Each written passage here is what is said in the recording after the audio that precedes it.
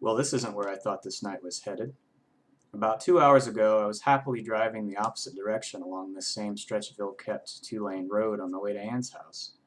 The plan, well, my plan at least, was to drive down, surprise her, and then spend the night drowning in champagne and affection in front of the massive fireplace in Anne's cabin. Didn't work out that way.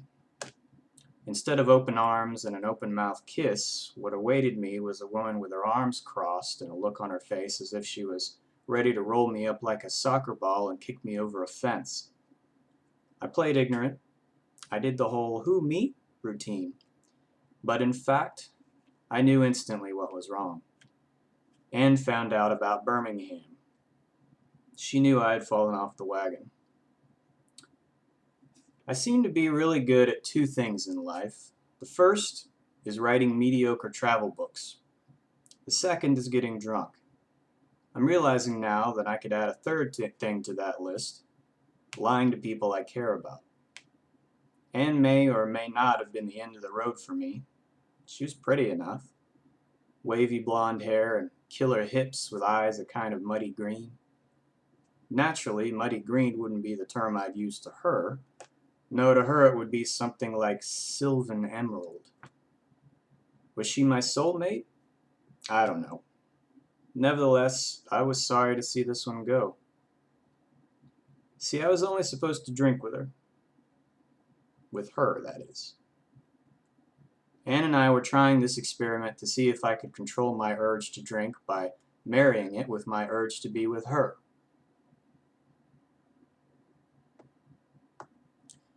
That way, I wouldn't have to deal with the pressure of quitting cold turkey.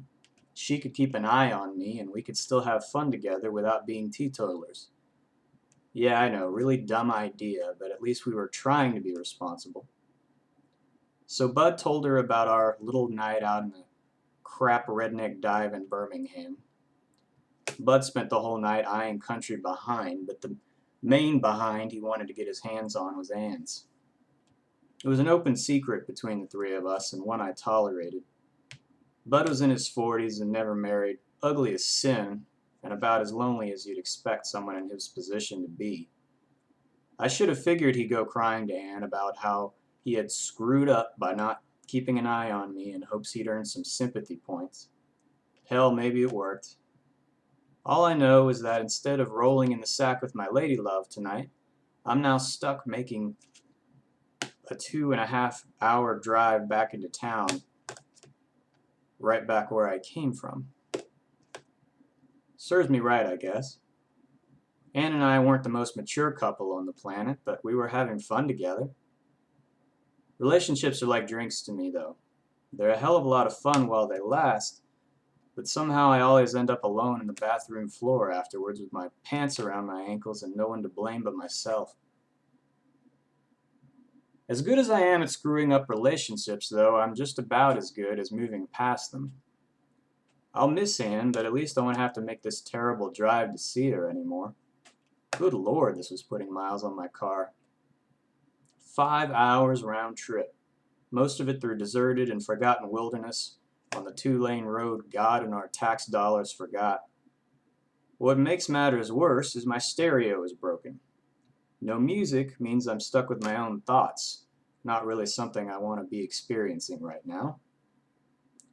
No, what I want right now is a cold one in my hand and a honky-tonk song on the jukebox while some slutted-up bartender flirts with me and pretends I've got a chance with her and hopes I'll impress her with the size of my tip.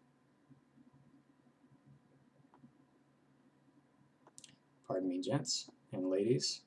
Technical difficulties. God, it's dark out here. I've never made this drive late at night before. Anne and I are always over at her place or mine getting drunk or getting rowdy at this time of night. I've always found this stretch of road creepy, but at night it's downright weird.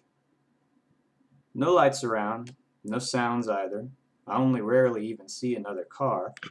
Hell, I don't even see deer trying to jump out in front of me. That's the thing that's always struck me as peculiar.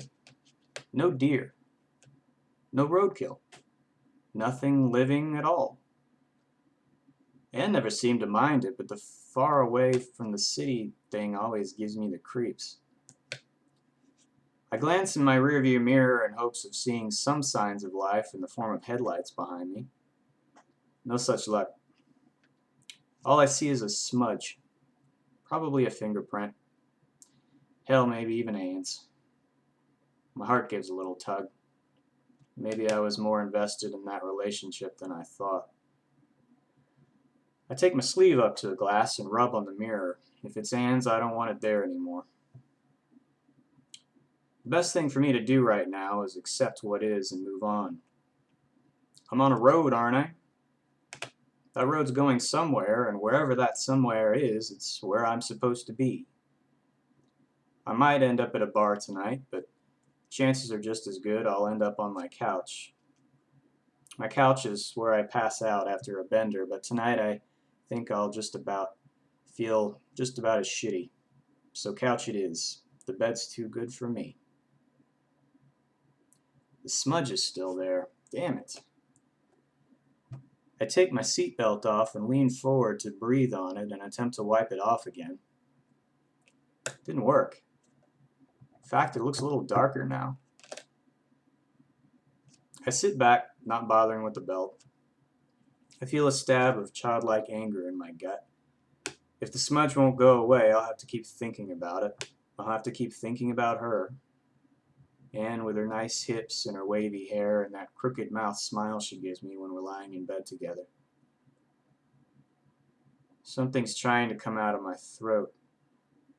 I don't know if it's a sob or a scream. So Anne meant more to me than I gave her credit for. Maybe tomorrow I'll call her and try to patch things up. Maybe she'll... It's that smell. I'm suddenly hit with it like an oppressive cloud sitting over my face. It smells like burnt hair. No, not quite. It's a bit sweeter, more acrid. What the hell? I'm used to smelling dead skunks along this road. That's an unmistakable smell, but this isn't it. Now this is closer, like it's right in the car. I imagine a raccoon or cat crawling up into my engine block and being burnt to death when I crank the car. That could be it, but somehow my mind doesn't think so. The smudge is still staring at me like an accusing face. It's darker now. That can't be right. I sigh and bring my eyes and my attention back to the road. Right now I almost wish a deer would jump out in front of me. There's an anger inside of me I want to unleash on something. That makes me a horrible person, doesn't it? That makes me a kind of person who doesn't deserve an Anne. I kind of knew that about myself. I never labeled myself a saint, but I never considered myself violent. I'm not. I know that. What I am is pathetic. This time I do sob. No tears, just a dry, ugly sound from my mouth and a hand clasped over my eyes. Maybe I'll go off the road and hit a tree, and that'll be that. No more travel books, no more drinking, no more goddamn smudge, and no more me. That sounds nice. Nah, I'm too cowardly for suicide. Too selfish, too. There's a part of me that will always think that my next book will sell millions, and that the following year I'll sober up and that my next relationship will stick. I know better, but I keep going anyway. I take my hand away from my eyes and tell myself to man up and shut up.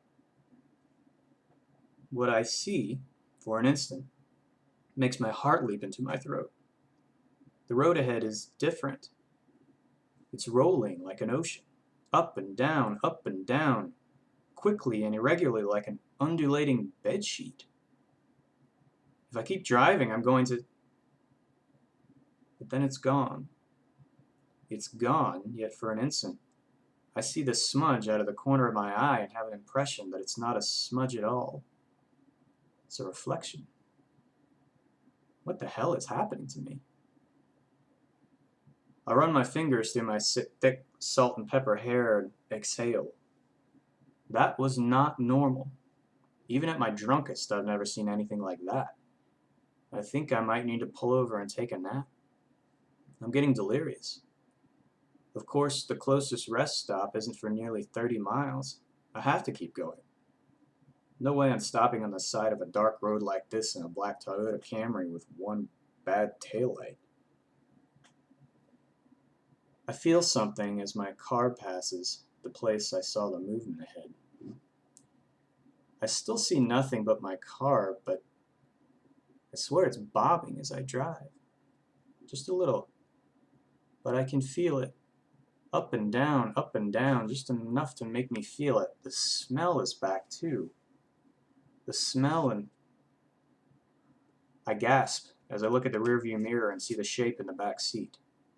It's the smudge. I know it is, but it no longer looks like a fingerprint. There's a dark, amorphous shape in the back of my car. Roughly man-sized, but out of focus. It's like my eyes have gone fuzzy. But only on that one spot. I whip my head around, but nothing's there. I expected that.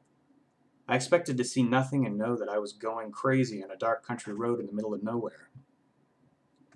I turn my head back to the road and close my eyes tight, willing myself to open them and see nothing, to smell nothing, to feel no movement in the car, to make it home safe and sound so I can crawl back into that bed, screw the couch, and wake up next morning and call Anne and beg her to forgive me. I open my eyes and it's all gone. The car stops bobbing, the smell fades away, the smudge is gone. That's right, it was all in my head. My crazy, fucked up, alcoholic head. I laugh a little. My nerves are shot. My nerves and my ego and my senses are all shot to hell. Tonight was just the last straw. All the drinking and bad relationships and self-destructive behavior have been building, and what I just experienced was a nervous breakdown peeking around the corner and saying, "Hello. I'm okay. I'll get home pretty soon and I can take a long look at myself. Yeah, I need to get my shit together. Anne deserves better than this, and you know what? I think I can give it to her." I'm smiling when I see the bats flying behind me in my rearview mirror. They aren't bats, really. That's the association my mind makes as it tries to make sense of the horror. Flying behind me and keeping pace with the car is a small flock of winged creatures, floating on wings stretched and translucent like visceral membranes. The things behind my car have bodies like eels and an oozing horizontal slit where their heads should be. Dangling from thin stalks beneath their bodies are small, single, bloodshot eyes, dancing and hopping and staring at as those mucus-like wings flap. There are dozens of them. I can see them because the sky isn't dark behind me. The sky is purple. I scream and close my eyes again, willing it to go away. Instead, when I open them, what I see is even worse. The sky in front of my car has now changed. It's a thick, liquid purple, and there are things floating in it. Gigantic things. Not like clouds at all, but more like floating sacks of rolling, churning bile. I feel myself hyperventilating. My fingers dig into the steering wheel as if to let go would send me floating up through the roof and into that horrible nightmare panorama. This can't be real. The road is still there. If I keep driving, I'll get home. I have to. I have to! I see the smudge again, and a moan of despair escapes my lips. It's even darker now. Whatever the thing in my back seat is, it's definitely a living object. It's still blurry, but I don't see its chest rising and falling. What I see instead is a brown miasmic mass shifting across its skin like crawling worms in roughly the same cadence as a human breath. That's how I know it's alive. That and the fact that it's sitting forward now. The blurry, man-like thing in my back seat is leaning towards me. No, no, no, no, no, no, no, no, no, no. I hear myself whimper. I know I'm crazy. I have to be. Crazy or not, I don't want to die like this. I want to be home. I want my bed. I want Anne. I want my life. The road has changed now. It isn't asphalt anymore. It's white and bumpy and uneven. The surface reminds me of tooth enamel. That makes me scream again. It's dipping and falling and rising, and I feel my car struggling to make purchase on the road beneath me. The enamel road isn't giving way like asphalt or concrete or even dirt or gravel. It's sucking on me. It's sucking on my tires like the tentacle of a deep-sea octopus.